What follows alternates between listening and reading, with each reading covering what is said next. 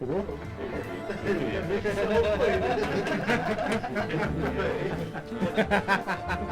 ser.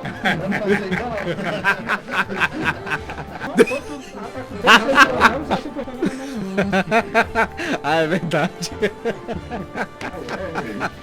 A gente macho. Esse cidadão aqui quando percebe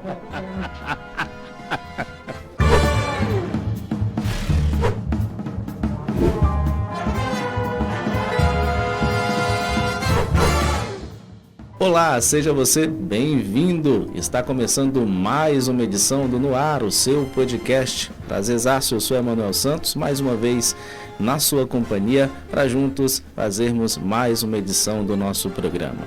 Comigo está aqui novamente Carlos César, que vai aqui, trazer as suas perguntas para um convidado muito especial dentro do nosso programa, né, Carlos? Olá, Emanuel. Tenho certeza que o programa de hoje vai ser imperdível, tá? Mais do que especial. É isso aí, porque a gente está recebendo para esse nosso 6º episódio o arquiteto e urbanista e também compositor Fausto Nilo está aqui conosco. É um prazer, é um grande privilégio estar recebendo você aqui em mais uma edição do nosso podcast e espero que a gente possa bater um papo muito bacana para falar um pouco sobre a sua trajetória de vida, sobre as suas letras, sobre as suas obras, até porque acredito que a gente vai ter muita coisa hoje para falar.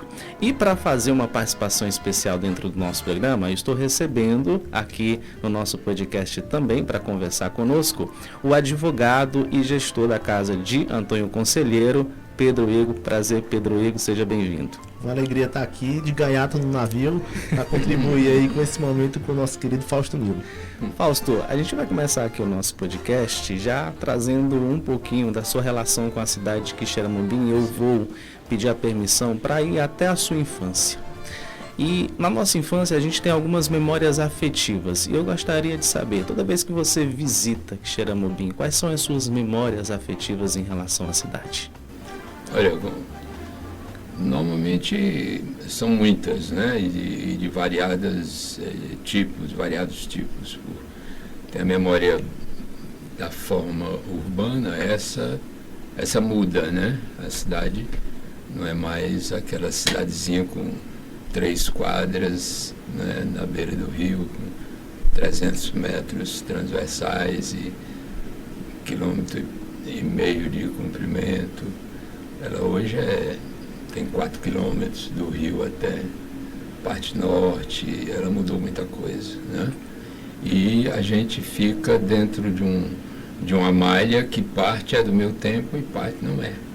E ao mesmo tempo isso ocorre com as pessoas, porque o tempo passa, eu estou ficando bem mais velho e as pessoas velhas e adultas que eu conhecia, grande parte, né, já se foi. E amigos de infância também, curiosamente, primos e tal, muita gente já partiu. Então, é uma cidade que é minha memória, parte dela, e ao mesmo tempo tem essa perda, tem essa...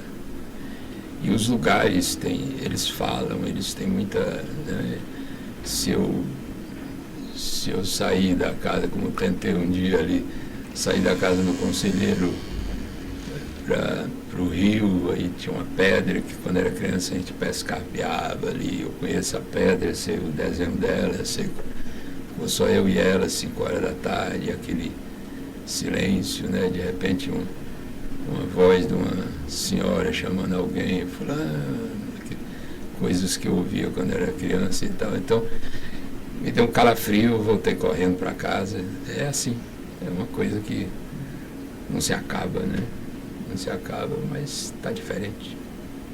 Carlos, Pedro Igor, com vocês. Sim, uma curiosidade que eu tenho que a gente observa que o Fausto ele é muito família, né? Então, sempre que está aqui, a gente observa que a família está sempre próxima. E aí, eu tive o prazer de visitá-lo na sua residência. Uma coisa que me chamou muita atenção foi como ele preserva a casa de morada dos pais, né? Então, os quadros ainda familiares. Então, uma coisa que eu gostaria de saber do Fausto, recordar a família, naquele dia que a gente estava conversando, a gente falou sobre bisavós, avós, te deixa mais forte, essa vida em Xeramobim, estar junto com a família, te dá um gás a mais para voltar para a capital? Sim, eu acho que eu tenho 2 irmãs que vivem aqui, são, da parte da família são as únicas, né? A Gracinha, que tem vários filhos, tem netos e tal, e a Neldêmia, que mora na casinha acoplada à minha. Na verdade, aquela casinha era da minha bisavó, uma pessoa que veio lá de Catolé do Rocha, no fim do século XIX para cá. E eu era encarregado de levar a comida dela, o café da manhã, o almoço e o jantar. Sabia abrir a portinha dela, metia o dedo naquele buraquinho lá e tal, abria a porta. Então eu voltei para uma casa que eu conheço bem também, né? Assim, depois que meus pais faleceram, a casa ficou conosco e eu adquiri dos meus irmãos. Mas é uma casa ali, me interessa ali até um ponto para a família, né? Na verdade é isso. E a tua relação familiar com o Catolé do Rochas?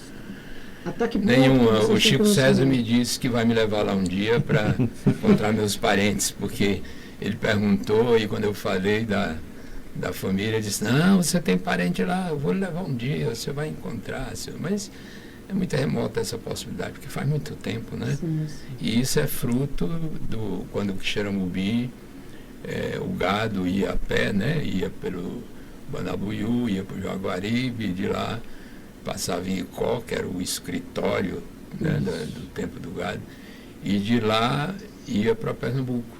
Então era um caminho. Eu acho que eles terminaram vindo aqui para o Xeramobim por conta disso. Esse gado aí vem lá do Xeramobim e tal, então vamos nesse Xeramobim. Vieram, parte dessa família veio para cá, que são os pais, tios da minha avó, Bom, no caso, são Francisca, seus bisavós. e são tios avós da minha mãe, Hilda, né? Isso, no caso, as raízes do Fausto são Lourenço, né? Isso, Lourenço da e Silva, eu acho que Lourenço da Silva, é. Francisco Lourenço da Silva, que foi o paraibano, que chegou Ele aqui. sabe tudo, né?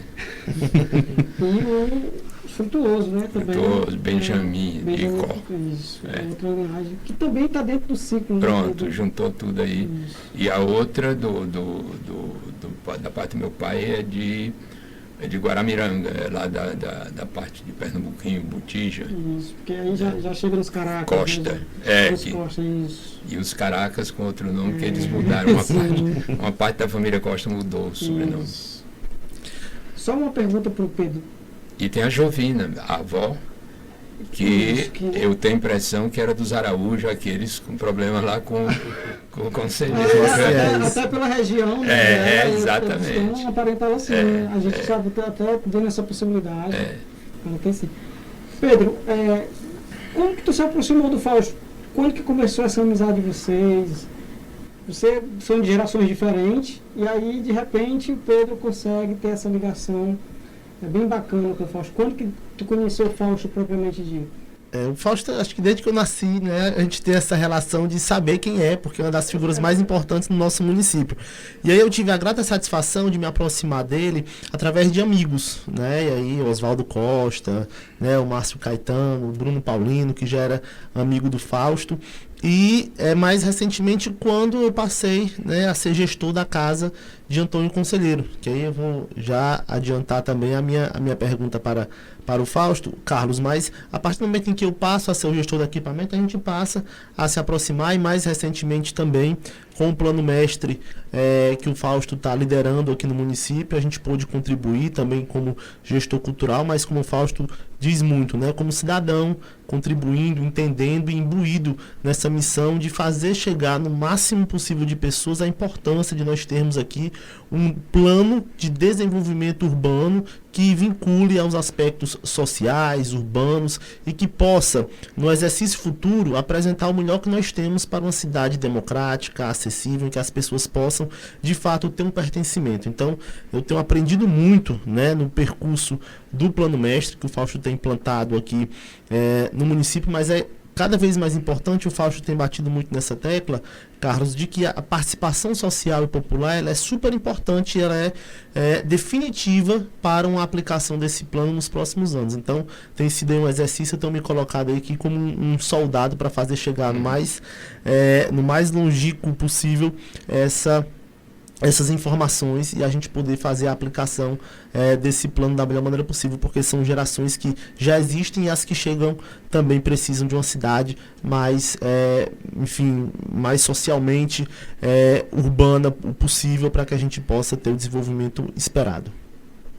E aí eu já queria aproveitar também, viu, Carlos, para mandar aqui a minha pergunta para o Fausto sobre isso, né? Porque nós temos uma feliz coincidência, né? Todo mundo aqui sabe que Xeramobim, através da casa de Antônio Conselheiro, conseguiu juntar aí 2 filhos muito importantes, né, socialmente, que foi Antônio Conselheiro e Fausto Nilo, né? O Conselheiro nasce naquela casa em 1830 e depois o pai do Fausto, né, 2 gerações depois, o pai do Fausto adquire a propriedade, lá o Fausto vive a sua infância, a juventude, e tanto é que a família do Fausto é quem vende o equipamento, a casa como equipamento para o governo do estado, e hoje é um equipamento cultural gerido pelo Instituto Dragão do Mar, que pertence, né, a uma rede de equipamentos públicos que tem feito um trabalho super importante na gestão cultural, não só no município de Xeramobim, mas no território do Sertão Central. Então, Fausto, eu queria que você apontasse duas relações. Primeiro, a sua relação com o Antônio Conselheiro, né? Como é que se deu, como é que o Fausto desperta para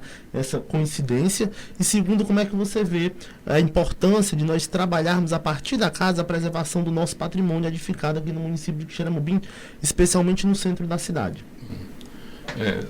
O meu pai, ele era uma pessoa que gostava de ler. O papai veio para Xeramobim, se eu não me engano, com 17 anos, né? Pouca gente sabe disso. Embora ele fosse filho de uma mulher que era daqui, Dona Jovina, mas a vida deles tinha se iniciado em Fortaleza. Meu pai estudava no Colégio Castelo Branco. Então, acho que ele tinha esse hábito de leitura, tinha uma pequena biblioteca, gostava de adquirir livros e tal. E quando ele se digamos assim, orientou com relação a essa coisa do conselheiro, ele ficou super interessado. Ele sabia aquele livro, trechos enormes de cor. E ele dizia dentro de casa todo dia, o sertanejo... o sertanejo, antes de tudo, um forte, não tem o raquitismo exaustivo do litoral. Ele ficava, né, ele tinha muito orgulho de ser proprietário daquela casa. E na nossa infância, vinha gente da Alemanha, vinham estrangeiros e pessoas do Rio de Janeiro, e era comum acontecer isso. E a gente foi criando um orgulho de ocupar aquela casa, de saber que ela tinha essa importância. Depois, na minha vida, a partir dos 11 anos, eu fui morar em Fortaleza e para estudar e continuar, na época que não tinha ginásio, aquelas coisas, eu tive que ir para lá. E houve um período da minha juventude que me dediquei muito ao movimento estudantil, né? Era o período da ditadura, tudo, e eu caí na militância, não na militância dos partidos clandestinos. Eu nunca cheguei, porque eu gostava muito de uma vida também de investimento e tudo, e aquilo era muito rigoroso para mim. Mas fui no âmbito universitário. E isso me afastou da minha família um período aí de uns 2 anos, eu fiquei sem vir aqui e um pouco distante.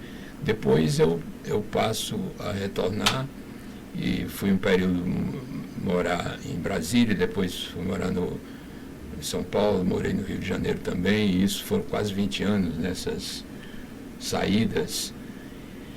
E depois me reaproximei de Xeramobim, de uma maneira, digamos, com mais frequência. Mesmo quando eu morava fora, eu vinha aqui. E daí, até que um momento eu identifiquei um grupo jovem que se interessava pelo conselheiro, porque na minha infância era uma coisa quase proibida de se falar. Ele era falado, sobre ele se falava com um malfeitor, um doido, entendeu? Que a mulher traiu, que ele era Então, era muito desclassificada a figura, né, na nossa infância. E eu notei que existiam uns garotos já, inclusive da minha família, no caso o Oswaldinho e tudo, que se reuniam em torno disso. E eles tentaram me atrair um pouco para as coisas que eles faziam. Depois tive a oportunidade de ver a passagem do Zé Celso Martínez aqui, que era uma pessoa que eu conhecia, né, em São Paulo. E encontrá-lo aqui foi muito importante. Os meninos também, porque foram lá no espetáculo, ficaram muito entusiasmados e tudo. E eu resumo dizendo que como é importante uma pessoa que estava já morta há tanto tempo e tida na cidade como uma pessoa sem importância, assim, e hoje em dia a gente vê que mesmo depois do tempo que morreu, está influindo culturalmente em novas gerações aqui na cidade. Estou aqui com você e com você, acho que por conta disso também, não é? Vocês participaram desse grupo e outros que eu conheci. Então eu passei a partir daí a ter um interesse muito especial no Quixeramobim com sua atualidade, né? Que já era essa geração. Que eu, em relação a eles, sou bem mais velho, né? Quixeramobim está muito enraizado dentro de Fausto Nilo. E digo isso porque percebo que você traz Quixeramobim nas letras de canções, você traz Quixeramobim nos seus projetos arquitetônicos. Qual é essa relação com a cidade de Quixeramobim para as suas produções? As duas profissões, elas são duas profissões, digamos, do tipo criativas, e eu tive que conviver durante muito tempo com uma dificuldade, porque é realmente incomum você ter duas atividades, e duas que de fato você tem muito interesse, você tem, eu diria, quase paixão. Minha vida toda, né, praticamente foi dedicada a isso. E normalmente é difícil isso ser compreendido pelas pessoas, principalmente no começo era muito comum, né, as pessoas, e depois, até hoje ocorre, um casal me encontra e diz assim: isso aqui é o Fausto Nilo, aquela música quando a gente casou, que tocou no casamento, foi ele que fez, disse para a mulher: pois é, muito prazer e tal. Aí às vezes o cara vai se despedindo e diz assim: ele é compositor e é um grande compositor, ele também é arquiteto, mas ele mesmo é compositor. E às vezes dizem o contrário. No começo eu ficava um pouco desorientado, mas eu me habituei com isso, realmente não me incomoda hoje em dia, né? Porque eu sei a maneira que eu tenho me dedicado a essas profissões.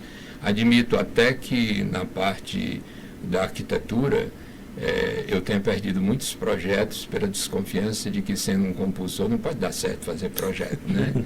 Mas eu fui da primeira turma formada na faculdade. Eu comecei a ser desenhista de escritório de arquitetura com 15 anos e meio, né? E até hoje o lápis ainda é meu instrumento, embora exista o computador. Os garotos não usam lápis, né? Mas eu sou um dos sobreviventes desse período e me junto com eles, com os computadores, e a gente faz tudo aquilo que é necessário da maneira que deve ser feito. E isso me obriga a estudar constantemente, ou seja, eu, por ser arquiteto, não é que sou cultíssimo, né? Mas aprendi a compreender história, aprendi a compreender geografia do mundo, as cidades, por que Moscou é daquela maneira, por que outra é daquela maneira. Tudo isso eu sou obrigado a estar constantemente compreendendo com a atualidade. Veio uma pandemia, aí eu fiquei 3 meses e meio todo dia estudando o que os urbanistas do mundo todo, aqueles que eu já estudei, o que eles estavam achando da vida pós-pandêmica nas cidades. É assim, e minha vida, às vezes eu acho que se faltasse uma dessas coisas, talvez eu já tivesse um repouso naqueles hospitais. Eu dependo disso.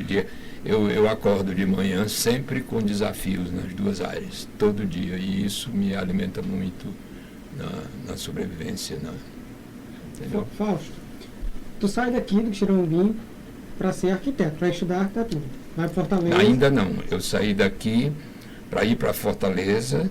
Eu sabia desenhar desde 8 anos. Eu comecei a desenhar. E em Fortaleza eu pretendia descobrir como sobreviver desenhando. Minha mãe me cobrava muito isso também. E eu tenho muita pena que perdi uma carta, uma correspondência com ela. Algumas eu tenho, mas essa eu não tenho, em que eu dizia para ela que tinha encontrado meu primeiro emprego, que passei a ganhar uma graninha por semana, que dava para mim ter minhas despesas, que eles não precisavam mais mandar dinheiro, entendeu? Mas foi assim. No caso, você entra na faculdade de arquitetura. Quando ela é fundada, em 65. Aí se formou bacana. Aí começa a compor, certo? Logo quando você começa a compor, as músicas vão logo fazendo sucesso e tal. Aí a pergunta que eu faço: quando essas primeiras músicas começaram a fazer sucesso, não deu aquela vontade de também ser cantor, não? Não.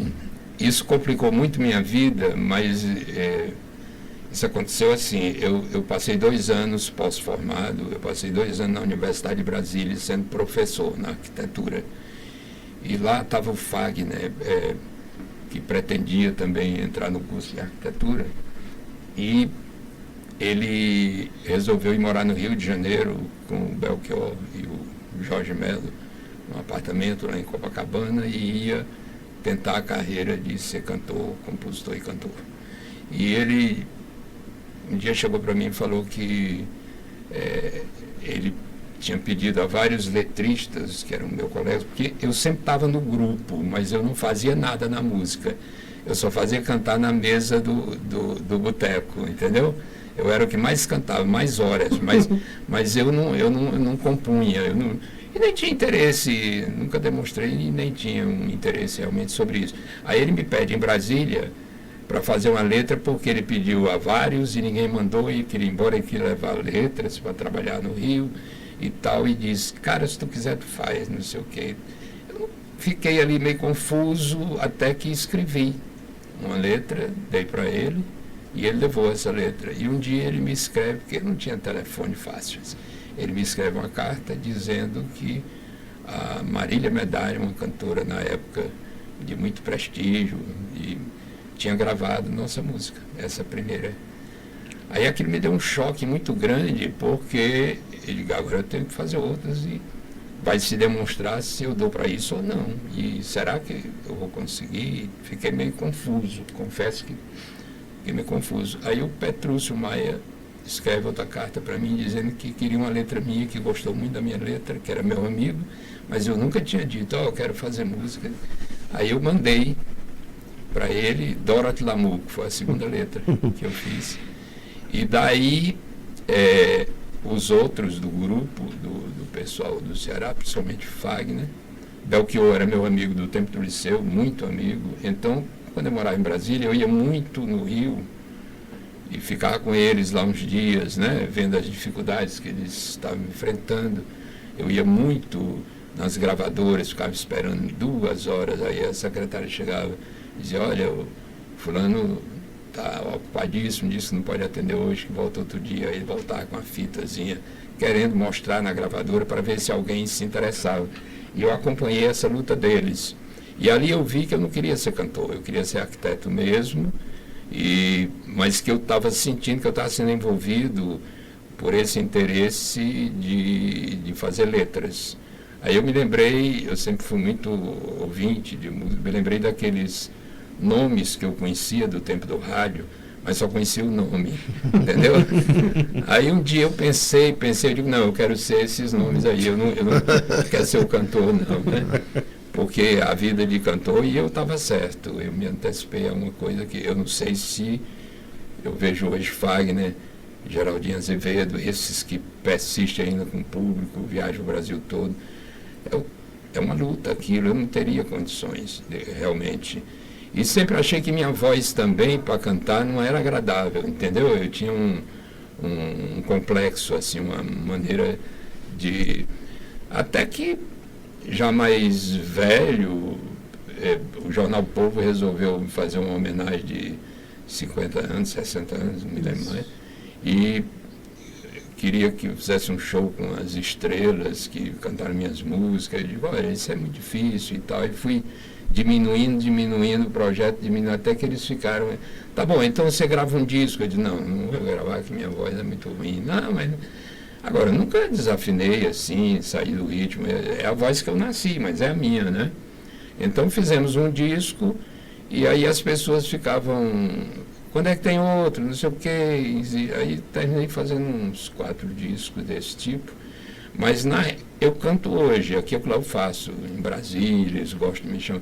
Mas é um público que eu descobri e hoje pode tudo, né? Nós estamos numa era que pode tudo.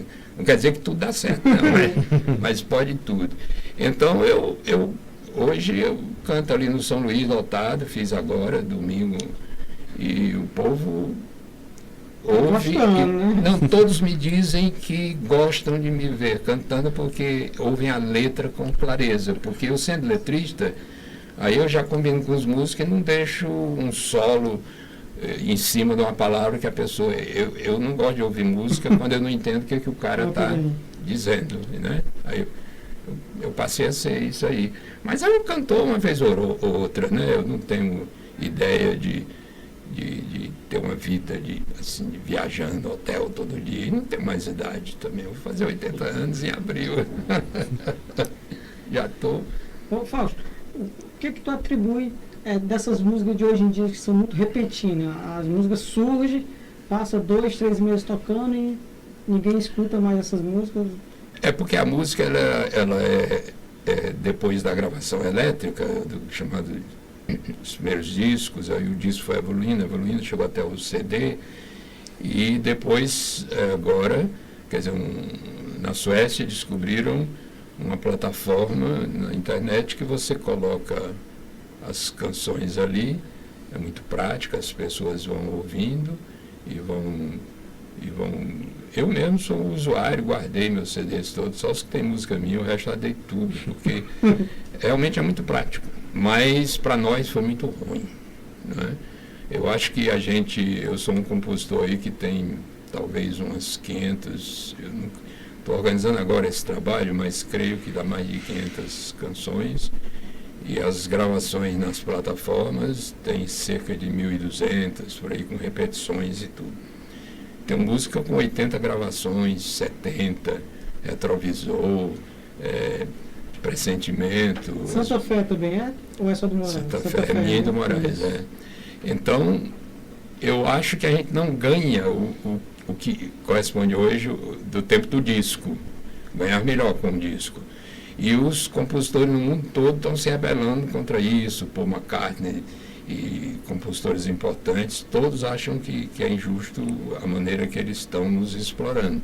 Porque eles descobriram a forma, essa maneira da plataforma, mas eles não tinham música para colocar, eles não tinham direito de colocar. Então eles foram nas 3 gravadoras herdeiras de tudo do mundo de fonogramas, que é a peça gravada, e eles fizeram um acordo. Então eles são sócios nisso, essas 3, que é a Universal, a Sony e a Warner, né? Então ali há um acordo deles que eles se entendem e pelo visto tá bom para os dois lados, mas para nós não tá, realmente não tá. Fausto, você citou que ano que vem chega aos 80 anos, né? E você, da sua geração, é um dos maiores compositores do país, né? E, por exemplo, na pandemia eu vi muitas lives, muitos shows e muitas entrevistas antigas que eu gosto de assistir, e via muita referência e deferência a você. Caetano, Gilberto Gil, sempre que faziam live citavam, né, as suas composições, citavam as suas composições além de cantá-las, né? Recentemente, por exemplo, eu vi uma entrevista do Cazuza, você falava em canto, né? E a Marília Gabriela perguntava, acho que em 89 fez uma entrevista com o Cazuza, ela perguntava ao Cazuza por que ele estava tendo aulas de canto, né? E ele, citando ali alguns compositores, diz, eu até me mandei esse vídeo, ele diz, se eu fosse só compositor, eu era o Fausto Nilo, né? Então, assim, era uma verdadeira deferência, né, desses cantores. Você produziu Nara Leão, enfim. Eu queria que você fizesse um panorama da sua trajetória, dizendo como é que você chega aos 80 anos nesse campo da criação, né? Trazendo aí também um pouco do que foi a pergunta do Carlos, né? As músicas de hoje, elas são muito efêmeras, chegam, batem e logo vão. Então, como é que você vê hoje o seu trabalho sendo cantado não só por essa geração, mas por uma geração mais recente? Nós temos aí diversos músicos mais recentes que têm cantado músicas suas, e também como é que está o seu processo de composição? Se vez ou outra você ainda compõe, se pensa em lançar? Eu continuo a fazer da mesma maneira, embora eu tenha pensado tanto antes que chegar nessa idade eu não faria mais canções, porque eu me baseava no histórico do passado, que os compositores não ficavam fazendo música com 80 anos, né? Eles já eram ex-compositores. Mas essa nossa geração, a qual eu pertenço com muito orgulho, que inclui Chico Buarque, inclui Caetano, inclui esse povo todo, os oitentões, eles estão aí ainda. E agora, é claro que com a idade e com a experiência de vida, você não faz mais como se fosse jovem, né? Porque fica uma coisa assim um pouco... Fica inventando uma coisa que não combina muito. Né? Você tem que falar de assuntos mais complexos, que normalmente a maioria dos compositores não ousa colocar isso em canções.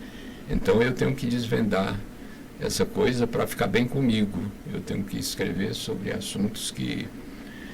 E eu continuo a fazer, continuo a gravar, mas o panorama do nosso mercado, como eu falei na parte anterior da outra pergunta, ele se alterou muito com esse processo de como a música chega nas pessoas. E num primeiro momento, como sempre ocorre, as mudanças de origem tecnológica, eu sempre digo, tem Deus e o diabo. Sempre, né? Desde a roda é assim, se você estudar a história das tecnologias, você vai descobrir isso. Por quê? Porque sempre favorece uma parte do grupo, né? Essa, por exemplo, ela me favoreceu no urbanismo a ter mais acesso à literatura urbanística do que antes, quando eu tinha que comprar um livro, porque nem toda vida encontrava no Brasil esse livro, etc. Isso é um lado bom, não é isso? Mas tem um lado que é ruim. Por exemplo, você pode trabalhar, ganhar dinheiro e até obter muitos resultados na vida com coisa que não é verdade, por exemplo. Isso me incomoda muito, esse panorama que a gente vive atualmente, né? Chamada fake news e coisas do tipo, né? As pessoas se equivocam sobre isso. Você é capaz de ficar dialogando com uma pessoa que você não conhece como se fosse uma pessoa íntima. Então, é a primeira vez que o ser humano, esse que somos nós, mesmo das 3 etapas, né, de evolução, é a primeira vez que eles são capazes de ficar, entre aspas, uma amizade sem haver amizade, ou então você pode... São muitas situações desorientadoras. E nessas coisas todas, né, o nosso trabalho de música, ele foi substituído em grande parte na popularização por uma mistura de músicas de origem autenticamente populares do tipo, como foi, digamos, o Luiz Gonzaga com Humberto Teixeira montou uma leitura urbana assimilável para aquilo que era a música típica do sertão nordestino, né? E isso faz muito tempo, que isso foi ali nos anos 50, se eu não me engano. Começou ali. Então, hoje em dia, você faz isso com a música sertaneja, que era também conhecida por alguns exemplares autênticos daquilo, na região no interior de São Paulo, na região de Goiás, etc., etc. E, de repente, isso virou uma espécie de padrão predominante. Então, vocês não têm ideia do que é a quantidade, a diferença da quantidade de execuções de músicas dessas. Aí já mistura com o forró, que já não é muito autêntico, não é o forró do Dominguinho, já é outra coisa, já mistura com a sertaneja, e aquilo vai dando umas configurações. E uma coisa nova também, que é a música produzida de maneira semi-industrial. Já existia antes da inteligência artificial, e agora vai ser uma loucura, que você tem uma pessoa que dirige, um grupo que escreve e trabalha naquilo, aí o cara diz, olha, um pouco mais de celular, um pouco mais de motel agora. Eles vão trabalhando com aquele, entendeu? É muito diferente da nossa turma. Estou dizendo a nossa turma, esse que eu chamei de 80. E acho que nós somos o fim, parece. As pessoas têm falado isso, que nós somos os últimos, né? Então, no mundo está ocorrendo uma coisa curiosíssima. Grupos financeiros que estão adquirindo direito administrativo dos 80. Bob Dylan foi o primeiro, né? Por uma quantidade de dólares, assim, que eu nem sei dizer, mas muito grande. Mas Bob Dylan no mundo todo. Então, conosco está começando a acontecer isso. Eles procuram, querendo saber se você não topa autorizar um bloco de canções que eles ficam usando durante 30 anos ou 20 e tantos anos, e ele me dá um dinheiro inicial, não é? Aliás, um dinheiro correspondente a esse entendimento, e eles vão fazer dinheiro para eles com aquilo e você fica com aquele que foi. Sim. Se eles conseguirem maior resultado, não adianta você chorumingar, porque você topou aquele da passagem inicial, né? Então, esse tipo de coisa está crescendo, né? Eu já fui abordado aí umas 3 vezes por isso. Não tenho planos de fazer isso a curto prazo. Acho que ainda vou viver um pouquinho e estou apostando um pouco nisso. Ou então as filhas vão resolver no futuro. Mas o que eu quero dizer é que a declaração do homem que inaugurou isso é uma matéria muito importante que saiu em publicações estrangeiras aqui no Brasil. Isso não foi muito divulgado, que é um grego que trabalhou muito tempo em gravadora, no formato antigo, e ele dizendo, mas você não pagou, perguntaram a ele, você não pagou muito dinheiro, não é muito dinheiro que você pagou por isso? Ele disse, mas agora eu sou proprietário de pérolas, porque eu sei que essas pérolas não existirão mais, e só quem vai ter sou eu, Bob Dylan. Então está havendo isso, ou seja, há quem acredite que a música vai realmente se banalizar, para dançar, para se divertir assim, e de uma maneira mais, né? E que essas terão muito valor. Não sei se vai ser exatamente isso, mas é a bifurcação que a gente está começando a se aproximar. Essa. O bate-papo está muito legal. A gente recebeu a participação especial do advogado e também gestor da Casa de Antônio Conselheiro, Pedro Igor. E agora nós vamos receber, para continuar esse bate-papo, o professor e também escritor Bruno Paulino. Olá, Bruno, seja bem-vindo ao nosso podcast. Agradecer o convite ao podcast, cumprimentar o Fausto e aos ouvintes. E eu tenho uma pergunta interessante, Fausto, ficou falando há pouco, falou do Luiz Gonzaga e a geração dos 80, aí, principalmente no Brasil, quando você vai buscar na biografia as influências, eles são recorrentes a 2 figuras. Um é o João Gilberto, que marca praticamente toda uma geração. E o Gonzaga tem muita influência, sobretudo na turma que vai do Nordeste, mas chegou a alcançar o Rio também, porque fez muito sucesso no primeiro momento, o Baião. E aí eu queria que você falasse dessas 2 influências, e eu me lembrei, né, de um livro da Regina sobre o Luiz Gonzaga e o Gonzaguinho, que você escreve o prefácio, e você conta uma história maravilhosa de ter conhecido o Gonzagão aqui na infância. Isso podia passar por ele. E depois o Gonzaga chega a gravar, né, uma letra sua. É verdade. Eu vi a primeira vez o Gonzaga na Praça Coronel João Paulino, um show dele que ele dançava na praça ali, as pessoas em pé em torno dele, e eu devia ter uns 10 anos de idade. E ele ficou hospedado na casa que nessa época estava vazia, era uma casa do Sr. Afonso Machado ali por trás da igreja. Aquela casa que forma a rua, são 2 casas, mas é uma casa da esquina, casa antiga. E eu descobri uma maneira de passar por perto, porque eu queria ver ele fora da cena de cantar, e cheguei lá, tinha umas redes, ele sentado numa rede, aquele anãozinho que acompanhava na banda, Salário mínimo. o salário mínimo, e os músicos. E eu ficava horas ali em pé, só olhando as pessoas. Eu conheci uma pessoa famosa como Luiz Gonzaga, nunca tinha visto, e foi assim que eu conheci. Depois eu encontrei no Rio de Janeiro, quando os meus amigos estavam lutando para ser cantores lá, Belchior saiu comigo e disse: Fausto, vamos lá na TV Tupi, que uma hora dessa tem um bar lá em frente e cheio de artistas, que eles vão gravar programas de música e depois eles vão para o bar. Aí quando chegamos não tinha nenhum, até que foram chegando, chegou o Ciro Monteiro, chegou o Orlando Silva fumando cigarro num carro Belé, parou ali em frente, ficou na calçada, só olhando o movimento, e de repente estava cheio de artistas, de fato. E chegou o Luiz Gonzaga, encostou-se ali no balcão, pediu alguma coisa, e a gente estava no fundo da sala, assim, um pouco distante. Aí o Belchior disse assim: vamos falar com o Luiz Gonzaga? Mas eu sempre fui muito discreto nessa coisa de gente famosa. Aí eu fiquei ali, não, vai você, disse, vamos, isso é bobo, vamos lá. E ficou aquela coisa, e ele foi se aproximando do Luiz Gonzaga, eu fiquei mais à distância, mas deu para ouvir tudo e o que aconteceu naquele momento. E ele chegou, o Luiz Gonzaga estava tomando Coca-Cola, assim, botou aquela mala da sanfona, não. E o Belchior elogiou muito, falou com ele, mas ele devia estar aborrecido com alguma coisa, porque ele ficava tomando Coca-Cola como se não estivesse ouvindo nada.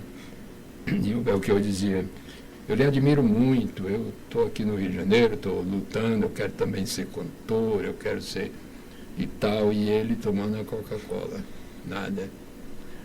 Aí, uma hora, o Luiz Gonzaga, o Belchior diz assim: Fausto, esse homem aqui, isso não é um homem, isso aqui é um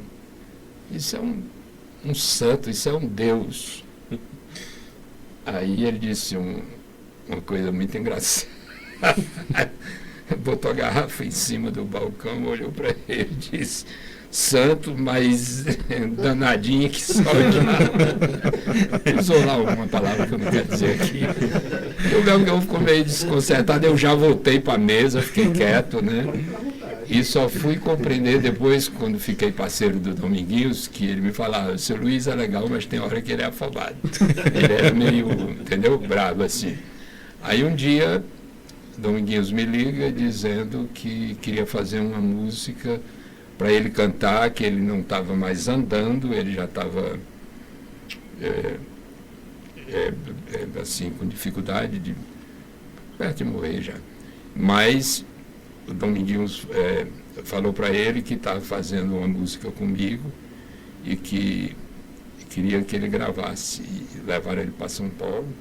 E ele foi a última gravação que ele fez. É uma música que chama O Juazeiro e a Sombra.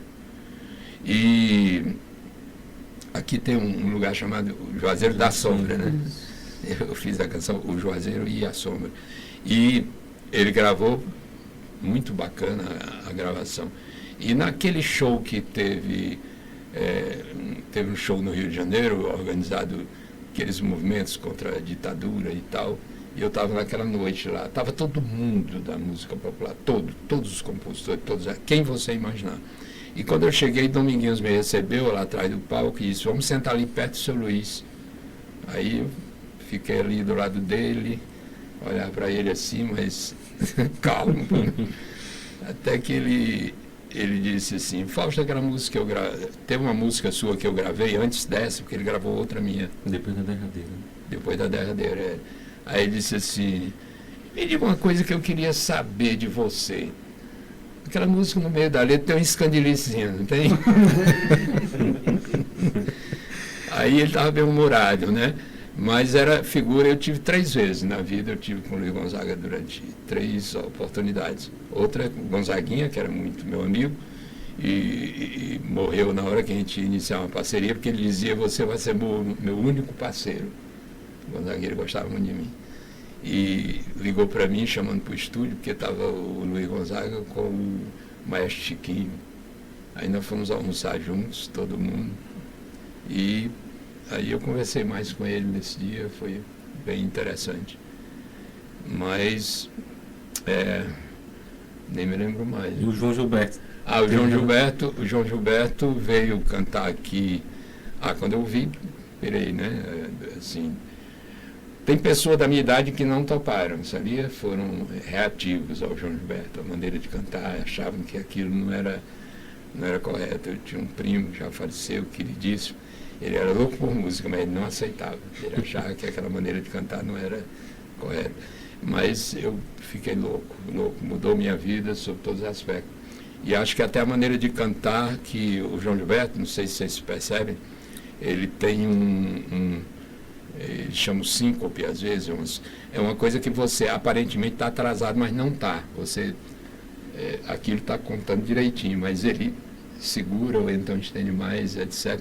E eu achava isso muito legal e descobri que eu tenho isso. Às vezes, quando os músicos vão me acompanhar, eu tenho que avisar porque eles não pensarem que eu estou atrasando, entendeu? Mas os que me acompanham já sabem disso, que é aquele jeito do João Gilberto lá. E um dia eu vou entrando na casa do Fagner, uns 6 anos atrás, 7, entre 10 e 5 anos, e o Fagner sentado no chão, no telefone, aí diz assim: João, fala aqui com meu parceiro Fausto Nilo, ele é o meu parceiro e faz letras para mim, fala aqui com ele, é lá do Ceará e não sei o que. Aí eu não esperava aquilo, fiquei aqui com o telefone e ele: como você vai, Fausto? Tá bem? Eu estou bem. E você é parceiro do Fagner? Acho que já vi seu nome, do Moraes também, né? Ele era muito informado, disse que ele ouvia muito rádio, tinha mania de ouvir o rádio. Aí eu disse: eu sou parceiro do Moraes e tal. Aí eu comecei a ficar um pouco aflito, porque eu não sabia o que falar com o cara, realmente, né? De uma hora para outra, assim. Aí ficou aquele silêncio, né? Aí ele você é do Ceará? Eu sou do interior, mas morei muito tempo em Fortaleza. E aí eu emendei ali uma conversa. Eu digo: eu vi seu show no Cine Samburá, em 1958, 59. Aí ele disse: você estava no Cine Samburá? Eu estava. Quantos anos você tinha? Eu tinha 14 anos. Aí deu um silêncio. E aquele cinema ainda tem lá, o Samburá? Eu digo: não tem mais. Foi destruído? Foi. Mas o que é hoje? Hoje é um prédio enorme, não tem mais o Samburá. Mas que pena, puxa vida. Quer dizer que você estava lá? Estava. Eu levei um disco para você me dar um autógrafo, mas não tive coragem, mas eu estava na segunda fila. Por que você não me pediu? Eu disse: não, porque fiquei encabulado e tal. Aí ele disse assim: eu não esqueço o Ceará. E terminou dizendo uma frase bem João Gilberto mesmo: eu nunca vi uma coisa daquela na minha vida. Você olha para o mar, só vê azul, verde e coqueirais. Infelizmente nós estamos destruindo isso tudo. Aí ele disse para o Fagner assim: diga para o Fagner que os maiores cantores de conjuntos vocais do Brasil são cearenses. Que ele tem que ouvir muito Quatuás e um Coringa e que grave as músicas que eles cantavam, que são muito bonitas. Foi o recado aí eu disse para o Fagner. Então eu tive essa chance de falar com o meu grande ídolo, não é? O João Gilberto. Só fazendo um registro aqui, tá? A nível de história. O Fausto falou que teve músicas gravadas pelo Luiz Gonzaga, né? Assim como o Humberto Teixeira. O Fausto tem raízes de Xirambi, de Xirambi. O Humberto Teixeira também tem raízes de Xirambi. Teve parentesco aqui. O avô mais longevo do Humberto Teixeira é o José Jacinto de Souza Pimentel, que construiu o Paço da Prefeitura. Então, tem raízes aqui. Só fazer esse registro e uma pergunta agora para o Bruno. O que está faltando? Eu não sei nem se a palavra é o que está faltando. Alguém já te chegou a escrever sobre o Fausto? Já estão planejando, tem projeto, fazendo livro? O que está faltando agora? Não, é difícil essa. Não, eu acho que a influência do Fausto e das canções do Fausto no que eu escrevo está de outra maneira. De uma maneira de... É um outro tipo de tensão, porque as cidades que o Fausto canta, né? Porque o Fausto aqui não tinha nenhum outro tempo. E as canções dele que tem assim, uma relação mais direta, não é a cidade que eu peguei. Tá entendendo? Então, num certo sentido, às vezes, inconscientemente, talvez eu busque me aproximar disso. E é muito interessante, né? O Fausto é um ídolo. O que é que você faz com o ídolo? Você se aproxima e você se afasta também, em um determinado momento, no processo criativo. né? No processo criativo.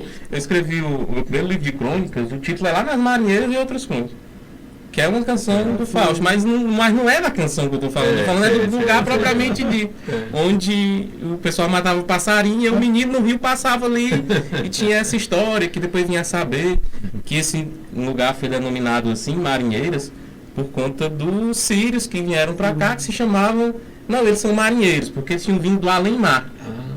Era isso. E eles iam tomar banho lá, as mulheres e tudo. E ficava, não, ali são as marinheiras. Aquelas mulheres que estão ali no poço, lavando.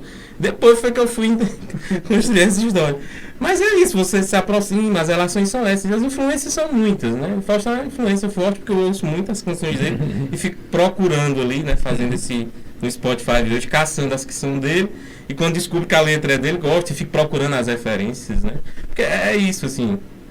Tem uma canção do Fausto, por exemplo, que é A Guerra dos Mundos. O Hit gravou, que é Eu e Meu Rádio estamos.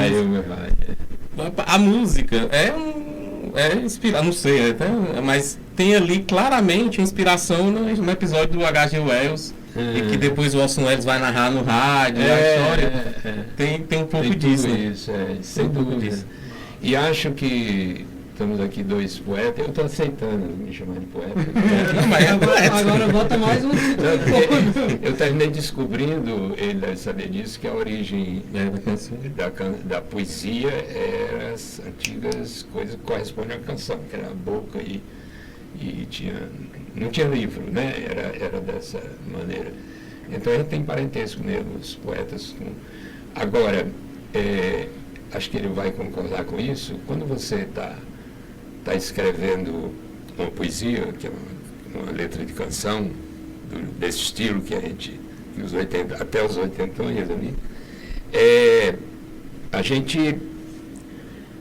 eu teria muita dificuldade de, quando eu vejo, às vezes, um poeta dizer que fez uma música em homenagem a alguém ou em homenagem a um fato, e eu me admiro muito e fico desconfiando, esse cara está enganando a gente, porque eu acho que nem um poeta, o processo que ocorre, ele pode até discordar de mim, ele é muito curioso, porque você tem tentativas, você começa a estruturar uma ideia, às vezes uma frase que você gostou muito, mas aquilo às vezes não vai rápido não, demora, e às vezes tem uma intensidade grande num dia só, você anda muito com a coisa.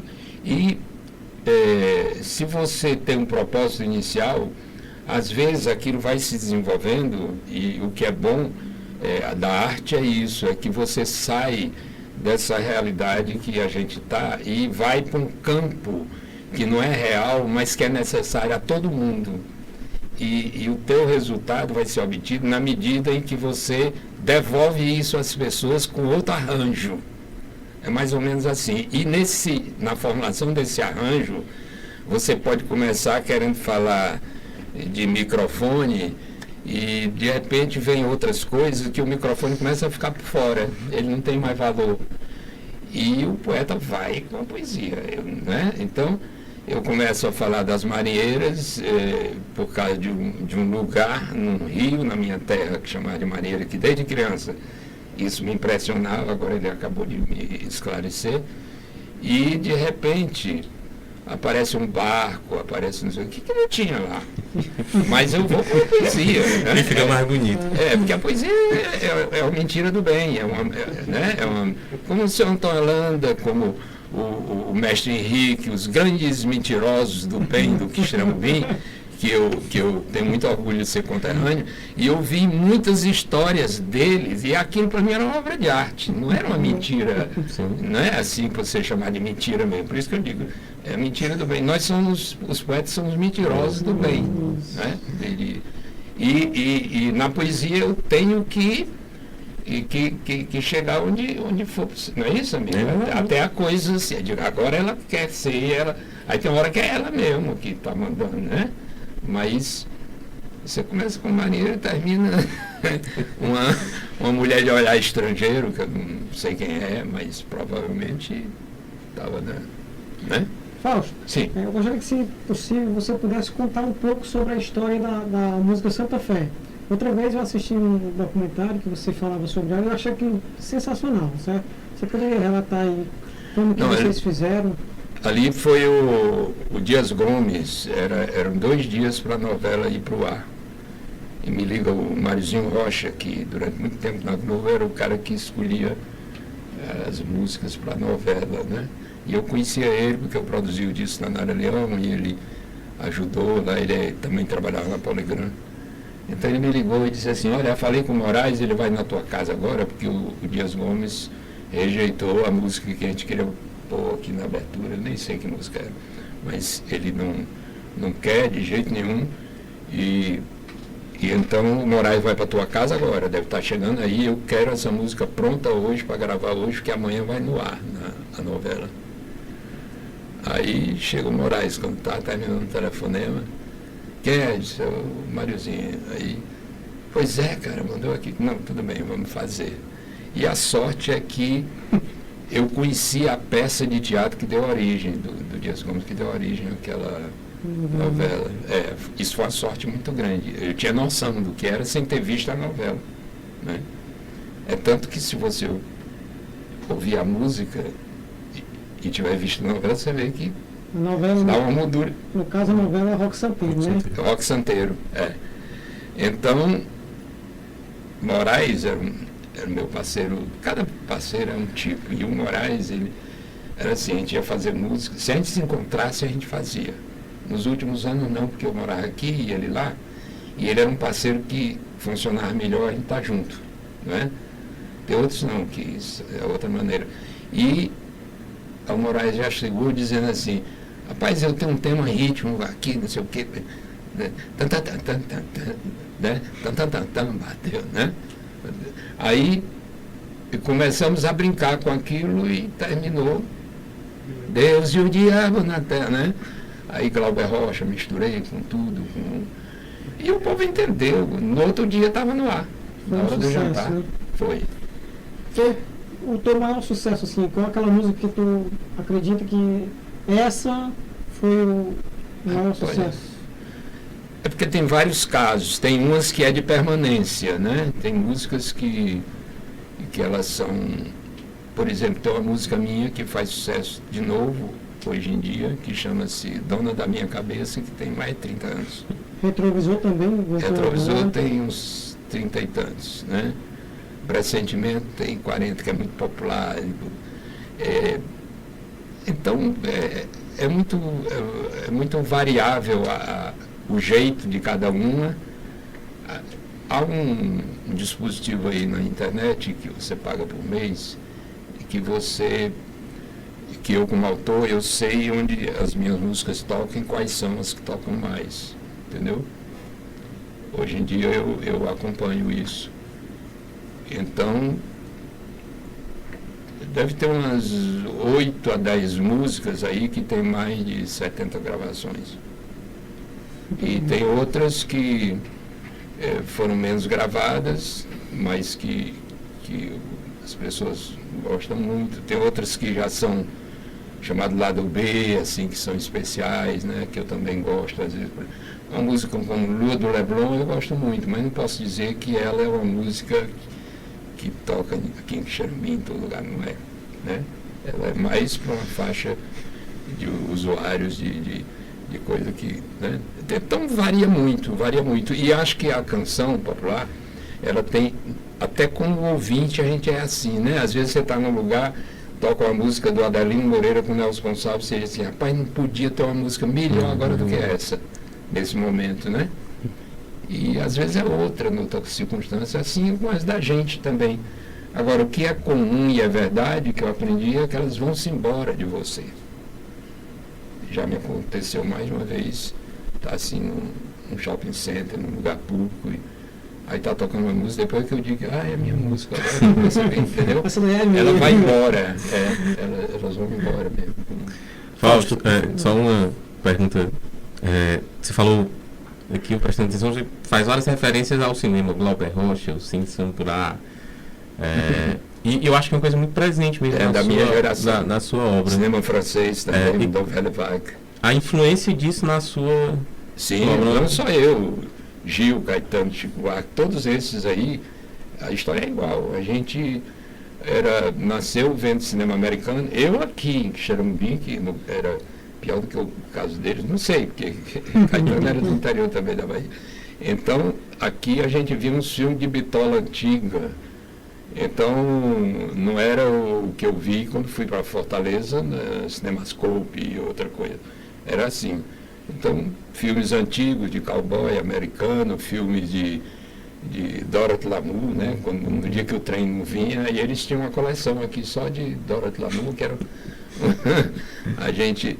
Aí eu me lembro no bar do Tito, alguém perguntando assim, e qual é o filme hoje? Aí a pessoa falou assim, não sei se era quem era, alguém jogando assim, não, o trem atrasou, hoje é Dorothy Lamour. Então, ela já era conhecida assim da cidade como uma atriz, e eu tive chance de conhecê-la lá em Los Angeles, porque tem uma cunhada que mora há 40 anos lá, e é casada com um americano, e a família do americano, a mãe era repórter de estúdio, e tinha marcado para mim ir na casa da Dorothy Lamour, mas eu não tive coragem, eu pedi a ela desculpa, mas não fui não, porque já está com 98 anos, sei lá, uma coisa desse tipo assim. E era uma mulher belíssima, né, que fazia o papel daquelas ilhas dos mares do sul, sabe? Tinha muito isso com a pós-guerra, né? E eles parece que aquilo era apoiado pelo governo americano, ele distribuiu muito nos países do terceiro mundo, tudo. E não sei como aqui tinha alguns filmes da Dorothy Lamour que repetia quando faltava, quando o trem atrasava, que o cara era no trem que vinha o filme, né? Nós já estamos chegando na nossa reta final, nosso tempo de arte é apenas 1 hora, a gente queria ter muito mais tempo para conversar aqui, mas eu gostaria de fazer a seguinte pergunta. 2024, 80 anos de idade, Fausto já se sente realizado, quer realizar ainda mais? Está chegando aí 8 décadas de Fausto Nilo. Quando você olha pelo retrovisor, o que é que você consegue observar daquilo que foi feito? Eu subestimava muito isso, achava que eu era eu não teria influência nenhuma desse problema de pensar a idade e tal. Mas acho que isso influencia a gente, o número redondo, isso tudo. E você começa a avaliar sua vida, né? Porque você acompanha aquelas coisas da média de vida que as pessoas estão, se eu não me engano, 74, né? 74. Aí quando chegou 74, puxa, ainda estou vivo e tal, 75, aí agora eu vou fazer 80. E realmente ninguém sabe, porque os meus irmãos já foram, coitados, os 2 gêmeos que eu achava que eram mais saudáveis do que eu, eram mais bem-humorados, eram fortes, eram tudo. Então, a vida é muito imprevisível sobre esses aspectos todos, né? Então, eu sempre acho e sempre aceitei que tem uma hora que acaba. Agora, isso obriga você a olhar para trás um pouco, não no sentido nostálgico. Eu não sou uma pessoa assim que quero voltar ao passado, mas eu tenho minhas lembranças, tenho minhas memórias, tenho minha família, minhas coisas. E quando eu ultimamente, quando tenho pensado nisso, descobri que eu tive muita sorte e tive uma vida muito boa, assim, sem nenhuma coisa tragicamente insuportável, não tive isso, sabe? Aí estou celebrando isso né, de uma maneira bacana. Não quero celebrar assim com homenagem, festa, não sei o que, porque aí começa a aparecer 1000 propostas de coisa assim, mas não é por modéstia não, é porque é o meu jeito mesmo, eu nunca faço festa de aniversário. Não faço, é um dia igual aos outros, assim. Família faz ali aquela coisa mesmo. Enfim. Acho que vivi bem, joguei futebol quando era criança, joguei bila, joguei triângulo, não aprendi a nadar, mas não tive problema, meus amigos todos sabiam, não sabiam. Tem essas coisas misturadas aí que acho que foi bom. Fausto, a gente agradece muito a sua presença aqui no nosso podcast. É um privilégio ter te recebido, ter acompanhado um pouco da sua história. E aí a gente deixa agora, né, os nossos queridos companheiros aqui de bancada agradecerem você também. Na verdade, eu só tenho a agradecer. O Fausto disse que esteve com o Luiz 3 vezes, agora eu estou com o Fausto 2, falta só mais uma para fechar a E também agradecer a presença do Bruno, né, que a gente dispensa qualquer tipo de comentário, um cara altamente inteligente, que eu admiro bastante. E também o Pedro, né, que esteve aqui com a gente, um cara que está sempre acessível e quando a gente precisa, ele está sempre disposto a colaborar.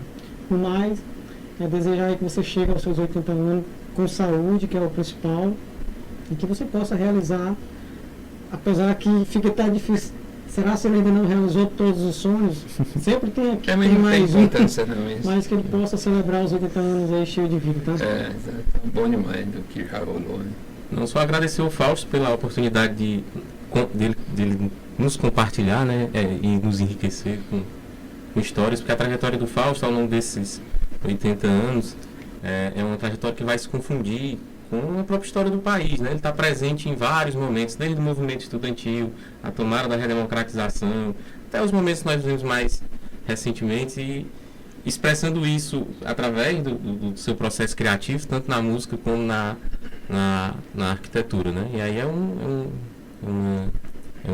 a gente tem que saber dimensionar isso, né? Agora nesses 80 anos, e eu acho que o Pedro poderia até falar melhor sobre isso, né? Aqui a gente vai se movimentar no sentido de produzir alguma coisa a partir disso, né? Bom, e a gente agradece muito a você que ficou com a gente até o finalzinho desse nosso programa. Nós retornamos com mais um episódio do podcast no ar para você acompanhar mais uma vez mais histórias aqui dentro desta nossa empreitada comunicativa. Então agradecemos e até a próxima. Você nos acompanha pelas redes sociais, pelo canal 180, também pelo Spotify e YouTube. E não esquecendo da nossa Canudos FM 106,7. Tchauzinho!